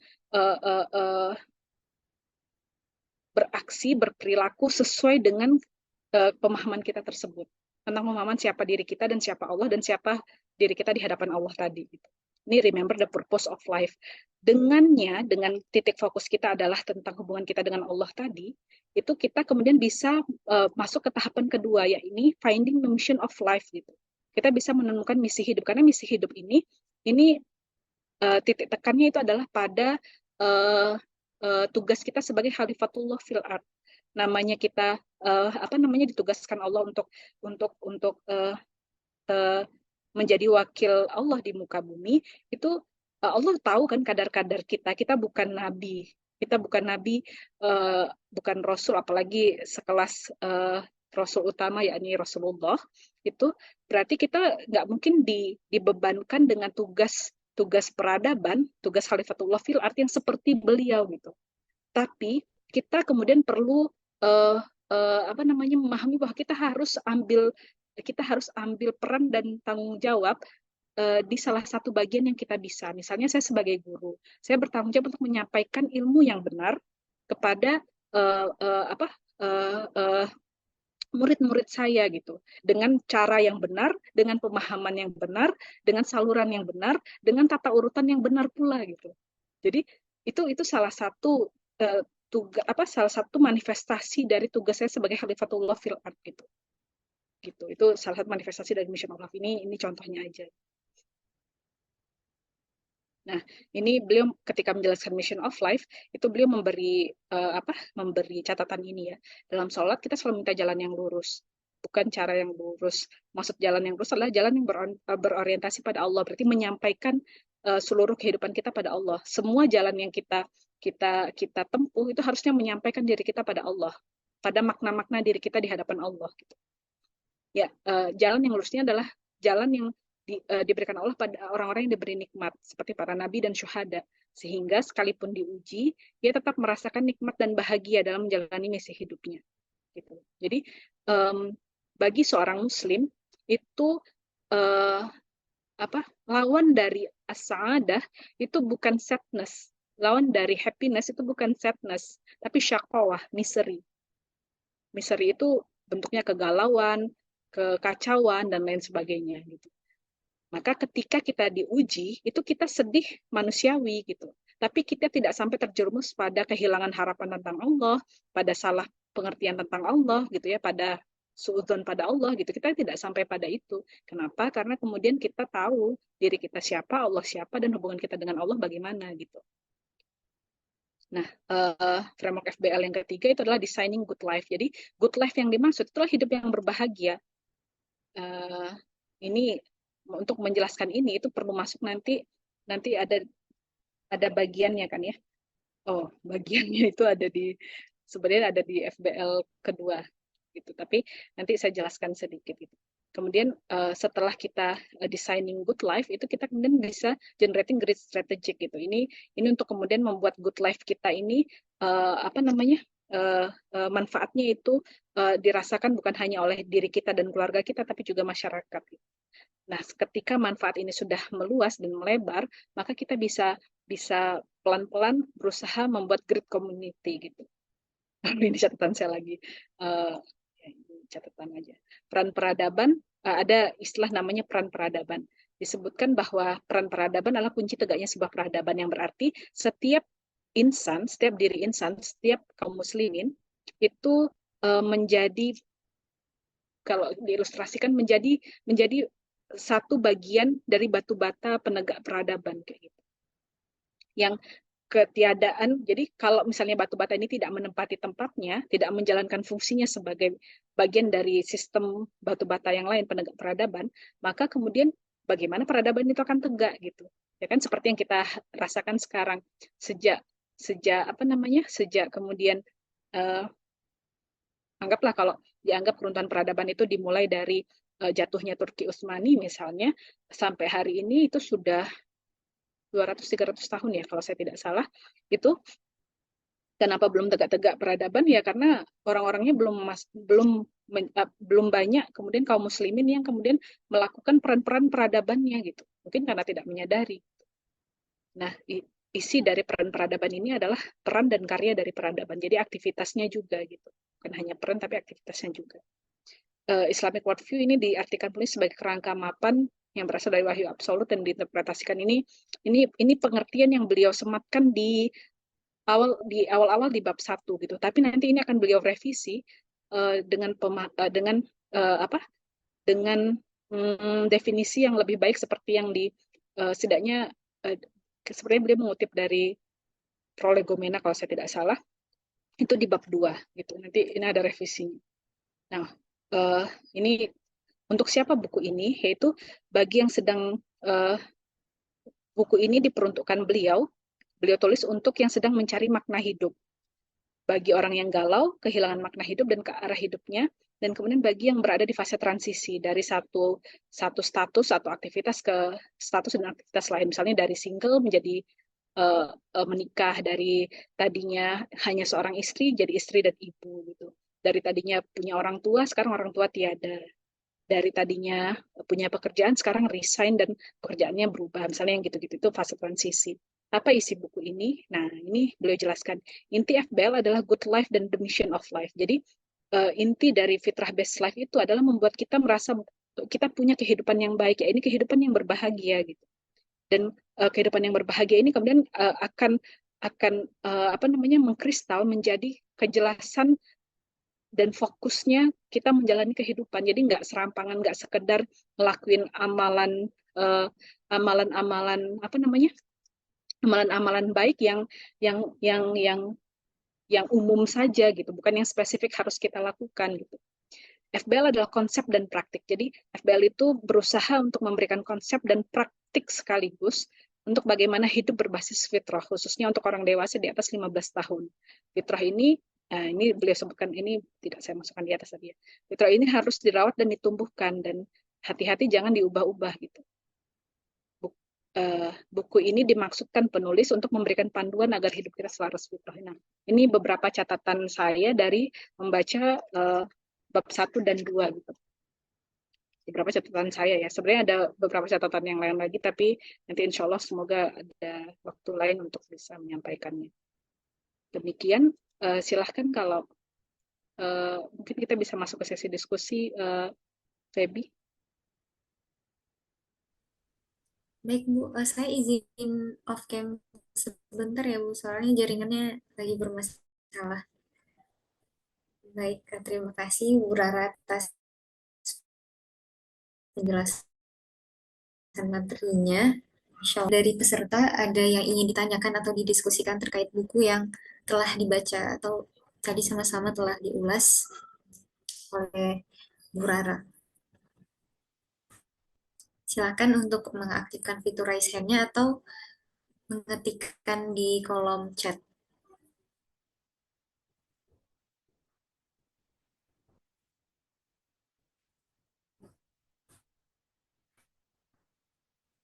Baik, ada dari Mbak Ina Asmi Rahmani ingin bertanya. Silakan Mbak untuk mengaktifkan mikrofonnya. Bismillah, Assalamualaikum Bu Rara. Oke, ya. Mohon izin untuk tidak mengaktifkan kamera, Bu. Ini Bu Rara sebenarnya ada apa namanya? Saya memang belum tuntas membaca FBL ya, Bu. Kemudian dari awal itu ada pertanyaan yang membuat saya penasaran, yaitu tentang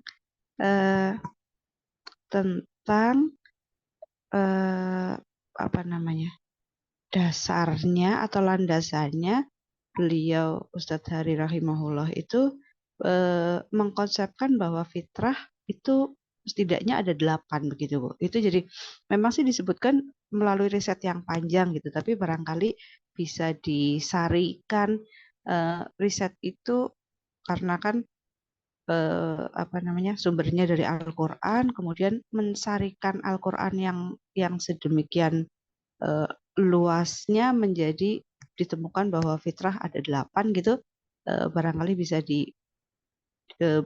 apa namanya, bisa dibantu untuk memberikan penjelasan untuk biar lebih apa namanya,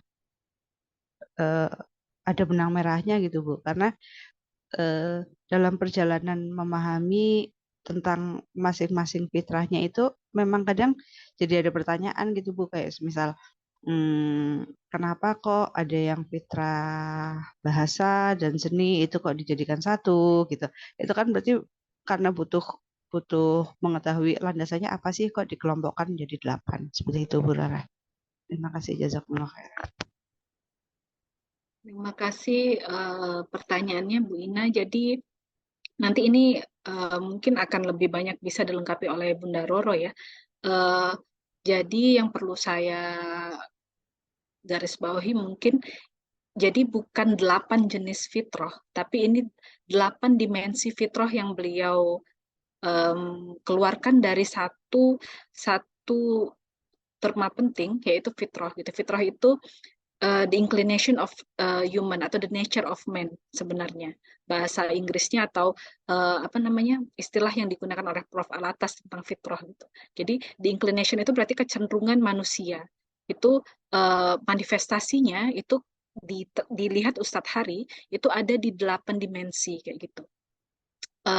Itu yang pertama. Kemudian the nature of man, yang berarti kemudian hal yang menjadikan manusia itu adalah bukan 8 maksudnya, hal yang menjadikan manusia itu namanya the nature of man. Jadi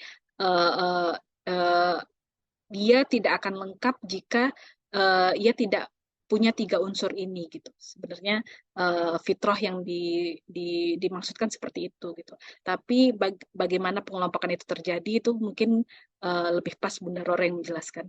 Monggo Bunda.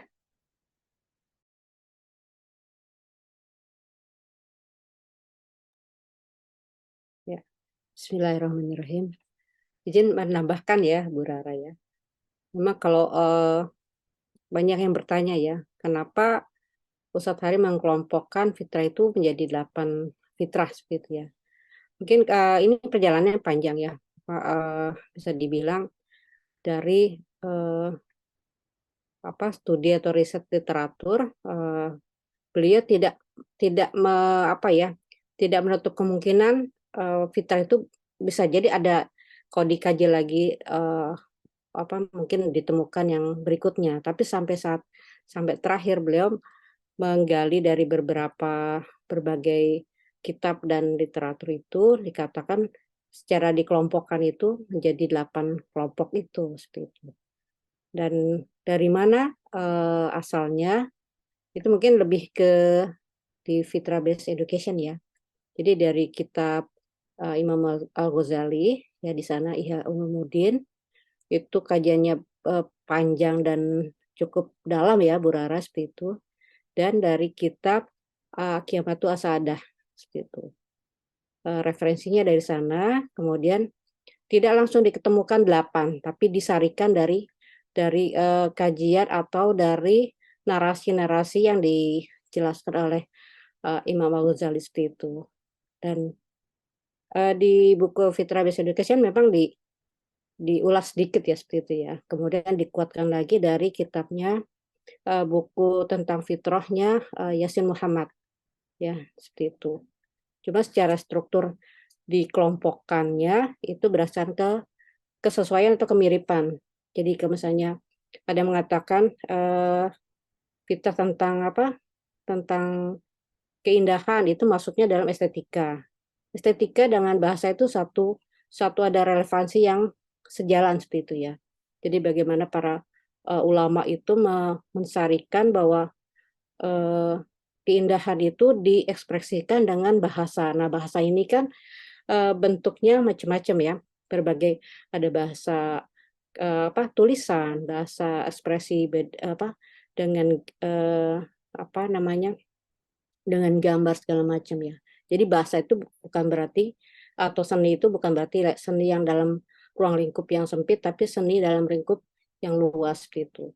Jadi mengapa itu 8? Memang itu kajiannya panjang ya. Nah, itu mungkin nanti di sesi lain ya, kita bisa lihat dari kitab yang menjadi referensi, dan itu memang diambil dari kitabnya Imam Al-Ghazali seperti itu. Kurang lebih seperti itu ya. Semoga menjawab. Ya, gitu Bu Rara. Ya, terima kasih Bunda. Jadi untuk membantu Bunda, jadi cara saya untuk memahami ini itu bukan memahami ya, jadi berusaha untuk kemudian coming to terms gitu ya. Coming to terms itu memahami maksud beliau, maksud Ustadz Hari ketika kemudian membuat 8 dimensi fitrah tersebut. Itu adalah kemudian dengan cara saya kemudian mendalami, menelusuri dari the concept of man, yang kemudian landasannya adalah yang dirumuskan oleh Prof. Nakib Al-Atas gitu. Jadi misalnya kayak gini, ini salah satu caranya saja ya. Jadi manusia itu kan terdiri dari 2 unsur, yaitu unsur fisik dan unsur non fisik, unsur jasadiah dan unsur ruh kayak gitu. Nah, kita bisa lihat bahwa unsur ruh itu termaktub atau menjadi salah satu bagian penting ketika Ustadz Hari membahas fitrah keimanan misalnya. Dan kemudian ada dimensi namanya jasad gitu. Dimensi namanya jasad. Nah, ini unsur yang menyusun manusia. Ketika manusia ditempatkan di alam dunia, maka ia kemudian punya beberapa beberapa dimensi yang lain, misalnya individualitas. Dia punya kediriannya sendiri, tapi dia punya posisinya sebagai bagian dari sistem sosial dari masyarakat. Makanya individualitas dan sosialitas itu kemudian digandengkan gitu. Tidak untuk diversuskan, tapi kemudian untuk diketahui hierarkinya yang mana gitu. Hierarkinya bagaimana, hubungannya bagaimana. Ketika ia kemudian manusia juga ada di dunia, salah satu unsur lain yang menjadi bagian dari inklinasinya ya, tendensinya itu adalah ia kemudian ingin mengembangkan dirinya. Satu misalnya adalah tentang kemampuannya dan pemahamannya tentang dirinya dan tentang dunia, maka ada fitrah belajar. Dia bisa mengembangkan kediriannya itu dalam hal kemampuannya untuk mengolah banyak hal ya, mengolah alam sekitar dan lain sebagainya. Maka ada fitrah pertumbuhan misalnya, dinamakan Ustadz Hari dengan nama-nama tersebut gitu. Kemudian dia punya kecenderungan untuk membangun legacy, untuk untuk generasi selanjutnya. Maka ada namanya fitrah regenerasi. Ini bukan hanya tentang anak biologis, tapi juga anak ideologis. Makanya edukasi atau bukan edukasi, tak di pendidikan itu adalah bagian dari manifestasi bagaimana kemudian dimensi regenerasi itu kita lakukan kayak gitu ya, baik saya sebagai guru maupun saya sebagai orang tua misalnya. Kemudian yang fitrah bahasa misalnya ya, fitrah bahasa itu lahir dari manusia itu kan hayawanun natik, makhluk hidup yang berpikir, makhluk hidup yang bisa mengartikulasikan idenya. Salah satu hal yang mencirikan manusia itu adalah bahasa. Bahasa ini merangkumi makna-makna. Jadi gini, kalau ada beberapa orang misalnya yang menyebutkan bahwa hewan itu juga bisa mengeluarkan suara, tapi ia tidak bisa berbahasa yang bermakna gitu. Jadi bahasa itu adalah salah satu ciri khas ciri khas produksi manusia yang dengannya itu kemudian manusia bisa membangun budaya. Nah, budaya itu kemudian merangkumi rasa bahasa, rasa individualitas dan komunalitas. Maksudnya komunitas itu dia hidup dalam komunitas ya, bersama-sama. Yang manifestasinya adalah beragam wujud keindahan misalnya kayak gitu. Tapi kenapa digabungkan itu kayaknya perlu itu karena kita nggak bisa bertanya dengan Ustadz Hari, kita bisa tanya prosesnya dengan Bunda Roro nanti insya Allah nanti selanjutnya. Ada yang saya kurang nggak ya? Cek dulu. Ada yang kurang kah?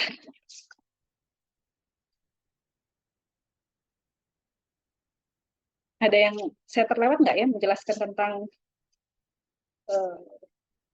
dimensi fitrahnya? Seksualitas sebagai narasi, belajar dan benar tentang akliyah, intelektual, jasmani sudah, keimanan sudah. Oh, yang bakat. Bakat itu adalah kita punya keterbatasan. Manusia itu diciptakan tidak sama gitu. Baik kecenderungannya, baik apa yang bisa ia cerapi itu bisa dia tangkap dan bisa ia tangkap maknanya, kemudian pahami dan kemudian manifestasikan dalam aktivitas ya, dalam akhlak gitu, dalam akhlak dan dalam aktivitas. Maka ia kemudian punya kadar-kadar kedudukannya gitu. Itu fitrah bakat tadi. Jadi ada sesuatu dalam diri kita yang membuat, misalnya ada sesuatu yang karena Allah menempatkan saya misalnya di keluarga para guru lah, maka kemudian saya secara tradisi dan budaya itu dekat dengan pendidikan kayak gitu ya, dekat dengan pendidikan misalnya karena saya itu ini begini maka saya kemudian dekat dengan kayak gitu. Itu bagian dari hal-hal yang kemudian kadar-kadar manusia secara personal, secara person to person yang kemudian Allah sematkan ke dalam diri kita. Makanya kalau misalnya ayah bunda lihat tentang bakat itu disebut solution maker. Kalau saya nggak salah, benar nggak ya? Nanti perlu di cross check. Jadi salah satu solution maker karena dia yang kemudian melahirkan solusi gitu. Dia merangkumi apa yang dipelajari, apa yang diyakini, beragam resources, beragam sumber daya yang dimiliki dalam selama kehidupan dan untuk melahirkan solusi tadi. Jadi itu bakat ini bukan hanya terkait dengan yang peta-peta yang misalnya ada di talent mapping, bukan tentang itu gitu. Bukan tentang itu, tapi tentang kecenderungan, kemampuan yang kemudian diberikan Allah dalam kadar-kadar yang dimiliki oleh setiap individu gitu. Tidak semua bisa jadi ulama, tapi bukan berarti kita tidak perlu belajar gitu. Karena nanti ilmu ada pembagiannya fardu ain, fardu kifayah dan lain sebagainya gitu. Itu panjang lagi pembahasannya nanti. Demikian kira-kira tadi Bunda siapa ya? Isma atau Ima gitu kayaknya tadi. Demikian.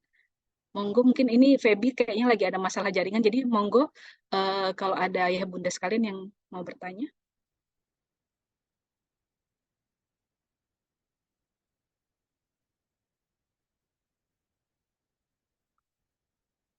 Kalau sudah tidak ada, masih adakah? Sepertinya tadi ada satu lagi yang raise hand, cuman Ini Kak Feby. Oh, iya. Ada? Kalau Eh, sudah tidak ada, saya kembalikan ke Feby dan Bunda Roro mungkin ya.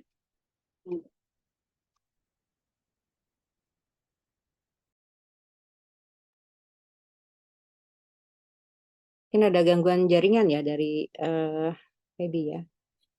Baik. Ini sepertinya waktunya sudah menunjukkan jam 21 lewat.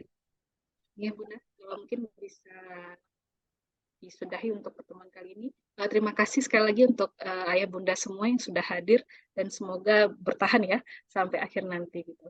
Karena kita sedang berusaha untuk memahami isi buku ini gitu. Pesan yang ingin disampaikan oleh penulis dalam hal ini almarhum Ustadz Hari gitu.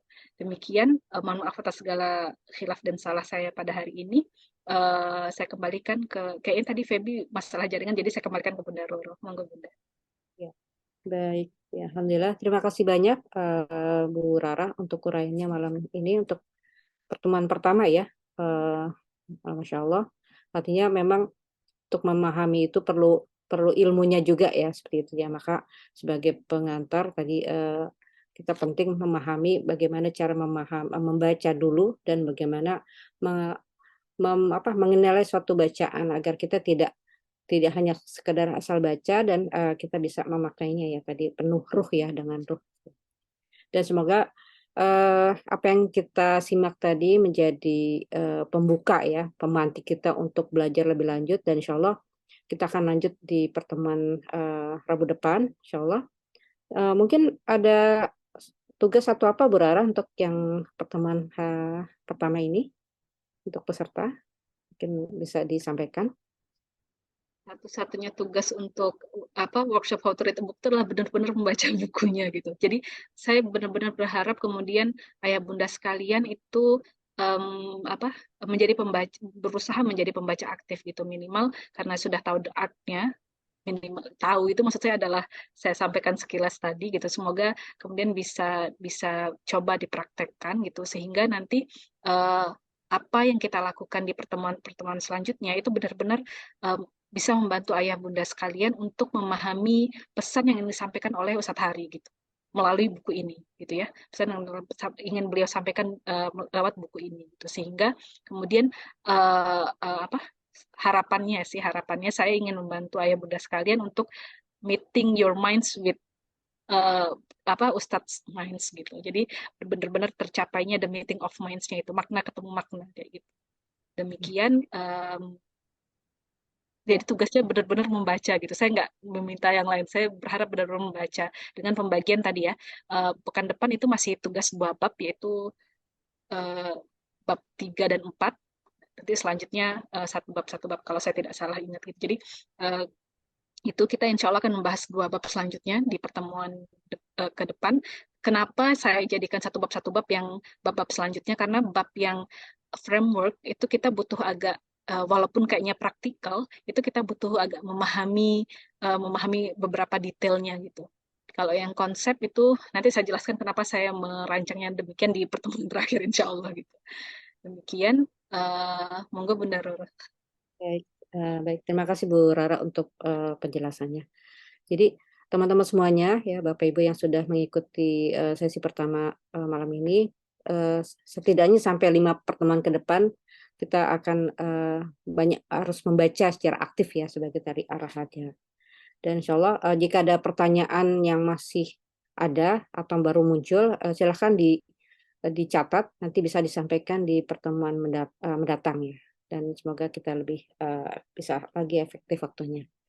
Baik, terima kasih Bu Rara, Kak Feby juga, dan teman-teman semuanya. Kita tutup untuk pertemuan kelas malam ini dengan baca istighfar, ya, doa penutup majelis, dan alhamdulillah semoga Allah berikan keberkahan dan kemudahan untuk memahami ilmu hari ini.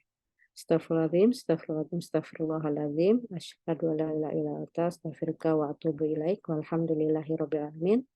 Mohon maaf segala kekurangan. Wabillahi taufik wal hidayah. Assalamualaikum warahmatullahi wabarakatuh. Kita jumpa Rabu depan ya. Terima kasih Bu Rara, teman-teman. Bunda Roro, ayah bunda semua. Sehat-sehat semuanya. Sehat semuanya. Assalamualaikum.